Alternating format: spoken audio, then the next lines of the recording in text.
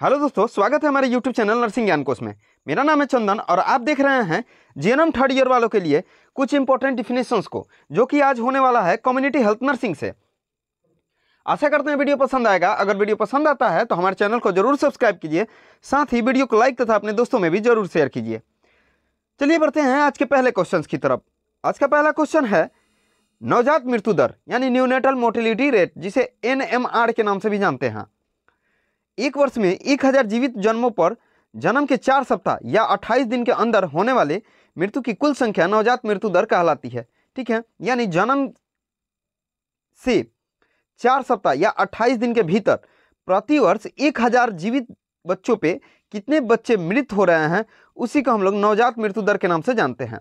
एक वर्ष में 1000 जीवित जन्म लेने वाले बच्चों पे 4 सप्ताह या 28 दिन के अंदर कुल मृत्यु की संख्या ही नवजात मृत्यु दर कहलाती है।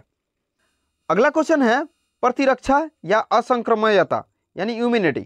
शरीर के रोग उत्पन्न करने वाले कारकों अर्थात एंटीजेंस को पहचानने तथा नष्ट करने की क्षमता ही रोग प्रतिरोधकता या प्रतिरक्षा कहलाती है। अर्थात रोग प्रतिरोधक क्षमता वह क्षमता है जो व्यक्ति को रोगों से बचाती है। किसी रोग से बचने के लिए हमारा शरीर जो क्रिया करता है उसी को हम लोग इम्यूनिटी बोलते हैं, यानी प्रतिरक्षा बोलते हैं। अर्थात उस रोग फैलाने वाले कारक को नष्ट करना ही इम्यूनिटी कहलाता है। अगला क्वेश्चन है प्राथमिक स्वास्थ्य केंद्र यानी प्राइमरी हेल्थ सेंटर। ग्रामीण समुदाय एवं चिकित्सा के मध्य पहला संपर्क जो होता है वो PHC ही होता है, यानी प्राइमरी हेल्थ केयर ही होता है। मैदानी क्षेत्रों में लगभग ये 30,000 की जनसंख्या तथा पर्वतीय पठारी या आदिवासी क्षेत्रों में ये लगभग 20,000 की जनसंख्या को कवर करता है। इसमें रोगियों के लिए 4 से 6 बिस्तर होते हैं तथा रोगों के निदान संबंधित कुछ सुविधाएं भी उपलब्ध होती है, जैसे यहाँ 1 डॉक्टर उपलब्ध होते हैं और कुछ स्टाफ। ठीक है, पठारी क्षेत्रों में या आदिवासी या जो जंगली इलाका होता है, ठीक है, आदिवासी जहाँ लिव करते हैं वहाँ ये लगभग 20,000 की जनसंख्या पे एक PHC बनाया जाता है, और जहाँ मैदानी क्षेत्र होते हैं, ठीक है, वहाँ पे 30,000 की जनसंख्या पे एक PHC बनाया जाता है। और ये जो होता है वो समुदाय यानी कम्युनिटी और डॉक्टर के बीच सबसे पहला संपर्क PHC ही होता है। अगला क्वेश्चन है ग्राम सभा। ठीक है, ग्राम सभा को डिफाइन करना है तो इसमें गांव के सभी पंजीकृत व्यक्ति वर्ष में कम से कम 2 बैठकों का आयोजन करते हैं। इन बैठकों में गांव के विकास संबंधी मुद्दों पर विचार विमर्श किया जाता है, जिसमें वहां के निवासियों के स्वास्थ्य मुद्दे भी शामिल होते हैं। ठीक है, ग्राम सभा जो होती है वो गांव के कुछ गणमान्य व्यक्ति जो होते हैं वही सभा का आयोजन करते हैं या बैठक का आयोजन करते हैं, जो प्रतिवर्ष कम से कम 2 होना चाहिए। उसमें विकास से साथ साथ चिकित्सीय मुद्दे भी शामिल होते हैं या स्वास्थ्य के मुद्दे भी शामिल होते हैं। ठीक है, उसी पे विचार विमर्श करके योजना को बनाया जाता है। ठीक है, इसी को हम लोग ग्राम सभा के नाम से जानते हैं। अगला क्वेश्चन है ग्राम पंचायत। ग्राम पंचायत को डिफाइन करना है तो ये लगभग 5,000 से 15,000 की जनसंख्या को कवर करती है, यानी एक ग्राम पंचायत लगभग 5,000 से 15,000 की जनसंख्या को कवर करती है, या एक पंचायत में 5,000 से लगभग 15,000 की जनसंख्या निवास करती है। ग्राम पंचायत का जो मुखिया होता है सरपंच होता है, जिसकी सहायता के लिए एक उप सरपंच भी निर्वाचित होता है। प्रत्येक ग्राम पंचायत पर एक सचिव होते हैं जो राज्य सरकार द्वारा नियुक्त होते हैं। सरपंच का कार्यकाल 3 से 4 वर्ष का होता है। ग्राम पंचायत क्षेत्र के विकास हेतु वार्षिक योजनाएं तैयार करती है। ठीक है, लेकिन बिहार में जो ग्राम पंचायत का मुखिया होते हैं वो मुखिया के नाम से जाना जाते हैं। ठीक है, सरपंच नहीं होते हैं। बहुत सारे ऐसे राज्य हैं जहाँ पे ग्राम पंचायत के जो मुखिया होते हैं वो सरपंच होते हैं, लेकिन बिहार में जो है वो ग्राम पंचायत के मुखिया, या झारखंड में वो मुखिया होते हैं। ये लगभग 5,000 से 15,000 की जनसंख्या को कवर करता है। यहाँ एक उप मुखिया और एक उप सरपंच भी होते हैं, साथ ही एक सचिव को भी राज्य सरकार नियुक्त करती है। ठीक है, जिनका कार्यकाल मुखिया और सरपंच का लगभग 3 से 4 साल 5 साल तक होता है। ठीक है, और ये ग्राम पंचायत में विकास हेतु वार्षिक योजनाएं तैयार करती है, साथ ही साथ स्वास्थ्य वाले मुद्दे पे भी ये काम करती है। अगला क्वेश्चन है छोटा परिवार प्रतिमान यानी स्मॉल फैमिली नॉर्म। जनसंख्या में तेज गति से हो रही वृद्धि तथा उसके कारण उत्पन्न समस्याओं की रोकथाम हेतु छोटे परिवार के प्रतिमान को प्रोत्साहित देने का लक्ष्य रखा गया है। ठीक है, जिसका मतलब है हम दो हमारे दो, इसी थीम को अपनाया गया है। इसके अंतर्गत दंपतियों को अपने परिवारों में बच्चों की संख्या 2 ही रखने के लिए प्रेरित किया जाता है। भारत सरकार द्वारा हम दो हमारे दो के थीम पे एक नॉर्म बनाया गया है। ठीक है, जिसमें परिवार को अधिक से अधिक 2 बच्चे रखने का सलाह दिया जाता है या प्रेरित किया जाता है, उसी को हम लोग छोटा परिवार प्रतिमान के नाम से जानते हैं। अगला क्वेश्चन है विनिंग। ठीक है, विनिंग जो होता है वह वैसी प्रक्रिया होती है जिसमें बच्चा, ठीक है, जब 6 महीने से ऊपर हो जाता है तो उसे हम लोग धीरे धीरे नॉर्मल जो आहार है उसको हम लोग देना शुरू करते हैं। यानी माँ के आहार के अलावा जो नॉर्मल आहार है उसको देना शुरू करना ही विनिंग कहलाता है। विनिंग वह प्रक्रिया है जिसके अंतर्गत बच्चे को धीरे धीरे माँ के दूध से सामान्य पारिवारिक आहार में लाते हैं। जैसे कि हमने बताया कि माँ के दूध के अलावा यानी माँ के दूध के साथ साथ हम लोग नॉर्मली जो पारिवारिक आहार लेते हैं, जैसे दलिया हो गया, चावल हो गया गीला, उस टाइप के भोजन को हम लोग देते हैं बच्चे को, उसी को हम लोग विनिंग बोलते हैं।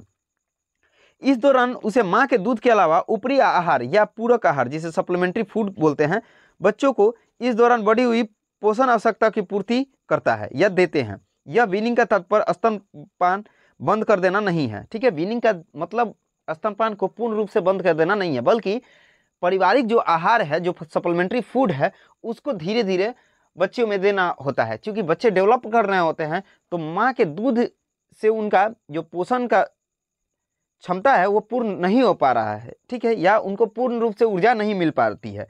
ठीक है, इसीलिए हम लोग सप्लीमेंट्री फूड उनको देते हैं, इसी को हम लोग वीनिंग बोलते हैं। ठीक है, नॉर्मल जो होता है वो 6 महीने से पहले, ठीक है, या 6 महीना तक माँ के दूध के अलावा कोई भी अदर फूड नहीं देना चाहिए। लेकिन 6 महीने के बाद बच्चे को धीरे धीरे सप्लीमेंट्री फूड का आदत देते हैं। ठीक है, जिससे उनका उचित पोषण मिल पाता है, उसी को हम लोग वीनिंग बोलते हैं। अगला क्वेश्चन है बांझपन या बांध्यता, जिसे इनफर्टिलिटी बोलते हैं। गर्भ निरोधक साधनों का उपयोग किए बिना 12 महीने या अधिक समय तक नियमित संभोग क्रिया करने के बाद भी गर्भधारण न कर पाने की अक्षमता ही बांध्यता कहलाती है। यानी इनफर्टिलिटी वो होती है कि अगर गर्भ निरोधक साधनों, कॉन्डोम, कॉपर टी, ठीक है, इन सब साधनों का उपयोग किए बिना रेगुलर संभोग करने के बावजूद 12 महीने या उससे अधिक समय में भी अगर कोई स्त्री गर्भधारण न कर पा रही हो तो उसे हम लोग बांध्यता के नाम से जानते हैं। ठीक है, गर्भ निरोधक साधनों का उपयोग किए बिना 12 महीने या अधिक समय तक नियमित संभोग के बाद भी अगर कोई स्त्री या कोई महिला गर्भधारण नहीं कर पा रही हो, यानी प्रेग्नेंट नहीं हो पा रही है, तो उसे ही हम लोग बांध्यता या इनफर्टिलिटी के नाम से जानते हैं। और अगर 12 महीने या उससे कम समय में बिना गर्भ निरोधक साधनों का उपयोग किए अगर कोई महिला गर्भवती हो जा रही है तो उसे हम लोग फर्टिलिटी के नाम से जानते हैं। अगला क्वेश्चन है रजोवृत्ति, ठीक है, जिसे मेनोपॉज बोलते हैं। एक होता है मिनार्की, किसी स्त्री या किसी फीमेल में पहला बार जब मासिक स्राव आता है तो उसे हम लोग मिनार्की के नाम से जानते हैं। ठीक है, और जब ये खत्म होता है यानी पूर्ण रूप से बंद होता है जब मासिक धर्म, तो उसे हम लोग मेनोपॉज के नाम से जानते हैं, यानी रजोवृत्ति के नाम से जानते हैं। प्रत्येक स्त्री के 45-55 वर्ष की आयु व प्रजनन काल की समाप्ति पर अंडाशय में एस्ट्रोजन तथा प्रोजेस्टेरोन हार्मोन की अनियमितता तथा कमी होने के कारण ओवरी में डिम्बोत्सर्जन यानी ओवुलेशन जो होता है वो कम सक्रिय हो जाता है या बंद हो जाता है। उसी के फलस्वरूप मासिक धर्म भी अस्थायी रूप से बंद हो जाता है। इसी को हम लोग रजोनिवृत्ति बोलते हैं। इसके बाद कोई स्त्री माँ नहीं बन सकती है। ठीक है, यानी रजोनिवृत्ति के बाद कोई स्त्री माँ नहीं बन सकती है। रजोनिवृत्ति वैसा होता है जो 45 से 55 साल की आयु में जब कोई स्त्री पहुंचती है उस समय उसके शरीर में बहुत सारा चेंजिंग आता है। जैसे एस्ट्रोजन प्रोजेस्टेरोन जो होते हैं वो कम बनना शुरू होते हैं या उनमें अनियमितता आ जाती है। ठीक है, जिसके कारण जो होता है वो ओवुलेशन नहीं हो पाता है, यानी अंड नहीं बन पाते हैं, ओवम जो है ओवरी से नहीं निकल पाते हैं। ठीक है, इसी के फलस्वरूप जो होता है वो मासिक धर्म जो होता है वो अस्थायी रूप से बंद हो जाता है, जिसे हम लोग मेनोपॉज के नाम से जानते हैं। अगला क्वेश्चन है स्वास्थ्य देखभाल यानी हेल्थ केयर। विभिन्न शारीरिक तथा मानसिक बीमारियों, चोटों एवं अपंगताओं का निदान, उपचार तथा रोकथाम ही स्वास्थ्य देखभाल कहलाती है। ठीक है, जो बीमारी या चोट या अपंगता होती है उसका निदान करना, उसका उपचार करना और उससे संबंधित जो रोकथाम वाला विधि है उसको अपनाना ही हम लोग स्वास्थ्य देखभाल के नाम से जानते हैं। स्वास्थ्य देखभाल के अंतर्गत व्यक्तियों में पाई जाने वाली विभिन्न शारीरिक तथा मानसिक बीमारियों की रोकथाम हेतु विभिन्न उपाय किए जाते हैं और बीमारियों के हो जाने पर इनके अतिशीघ्र निदान कर मरीज का उचित उपचार किया जाता है ताकि लोगों के जीवन को उन्नत एवं खुशहाल बनाया जा सके। ठीक है, जब कोई बीमारी हो जाए या होने से पहले ही उसको रोकथाम करना या बीमारी होने के बाद उसका उचित निदान यानी इन्वेस्टिगेशन कर किस कारण से हुआ है, उसका कौन सा कारक है, इस सब का पता लगा के उसका उचित देखभाल करना, उसका उचित उपचार करना ही स्वास्थ्य देखभाल कहलाता है। ठीक है, अगला क्वेश्चन है द्वितीयक स्वास्थ्य देखभाल। ठीक है, पिछले वीडियो में हम लोगों ने प्राइमरी हेल्थ केयर के बारे में देखा था, यानी प्रथम स्वास्थ्य देखभाल के बारे में देखा था। अभी का क्वेश्चन है द्वितीयक स्वास्थ्य देखभाल। ठीक है, तो ये ऐसे देखभाल होते हैं जो मेडिकल विशेषज्ञों तथा हेल्थ प्रोफेशनल के द्वारा प्रदान की जाती है। ठीक है, यानी किसी रोग से विशेषज्ञ डॉक्टर,